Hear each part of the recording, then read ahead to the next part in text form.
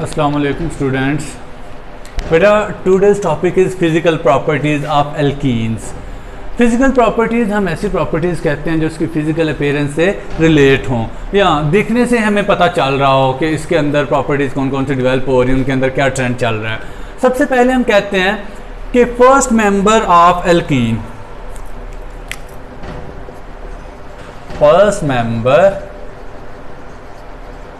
of alkene is ethene.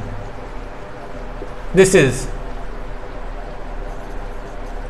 colorless gas with pleasant odor. Means इसकी बड़ी खुशगवार सी smell होती है, खुशबू होती है और इसका कोई भी कलर नहीं होता। ये इसकी फर्स्ट फिजिकल प्रॉपर्टी है। याद रखना है फर्स्ट मेंबर को हम इथीन बोलते हैं। इसका फार्मूला सिंपली होता है CH2 double bond CH2। Colourless gas है ये। पहले 4 मेंबर ऑलमोस्ट कलरलेस गैस की फॉर्म में गैस की फॉर्म में होंगे। And it has pleasant odour, यानी इसकी स्मेल बड़ी खुशबू बड़ी खुशगवार है। अगर हम सेकंड पॉइंट की बात करते हैं तो हम बोलेंगे कि alkenes are non-polar nature compounds, so they dissolve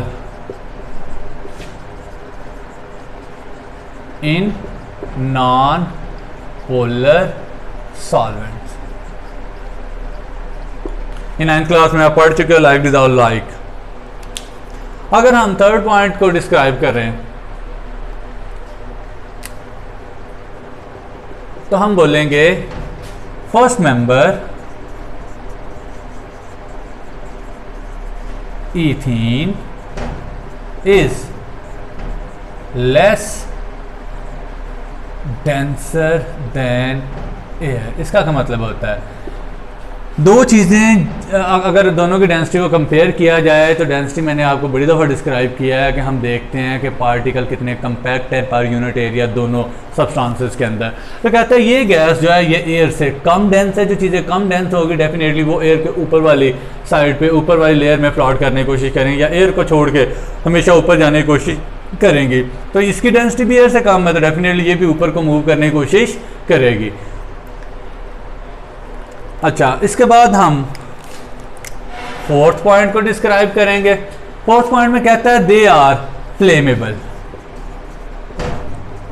यानी इनको जलाया जा सकता है।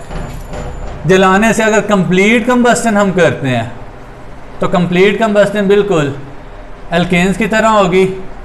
एल्केन्स में हमने जब कंप्लीट कंबस्टन की थी तो हमें याद है हमें कौन सी चीज़ें मिली थी। सबसे पहले कार्बन डाइऑक्साइड को लिख लो, वाटर को लिख लो एंड लॉट ऑफ हीट, जो हमारी मेन रिक्वायरमेंट होती है।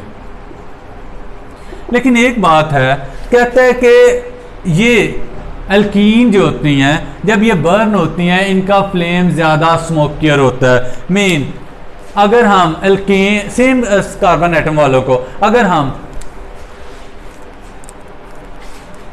मीथेन को बर्न करें, सॉरी ईथेन को CH3CH3 और ईथीन को बर्न करें CH2 डबल बॉन्ड CH2, दोनों के अंदर कार्बन की तादाद सेम है। लेकिन कहता है इसका फ्लेम ज़्यादा स्मोकियर होगा, यानी ज़्यादा स्मोक प्रोड्यूस करेगा, जबकि इसका कम।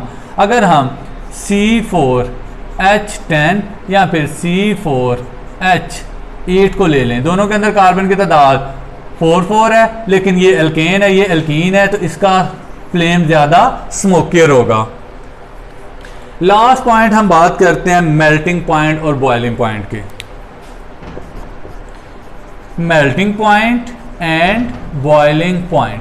जो मेल्टिंग पॉइंट और बॉइलिंग पॉइंट होते हैं एल्कीन के, जैसे जैसे उनका मॉलिक्यूलर मास बढ़ेगा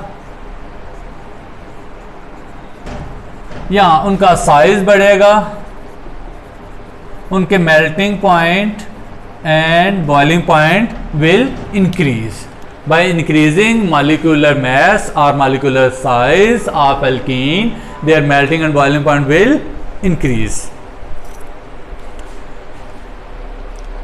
बेटा इसके बाद नेक्स्ट टॉपिक आएगा रिएक्टिविटी का। इंशाल्लाह मैं वहाँ पे जाके इसकी रिएक्टिविटी को एक्सप्लेन करने की कोशिश करूँगा। आई होप कि आपको फ़िज़िकल प्रॉपर्टीज़ ऑफ एल्कीन अच्छी तरह समझ आ गई होंगी, आपने इनको ईज़िली लर्न कर लेना है।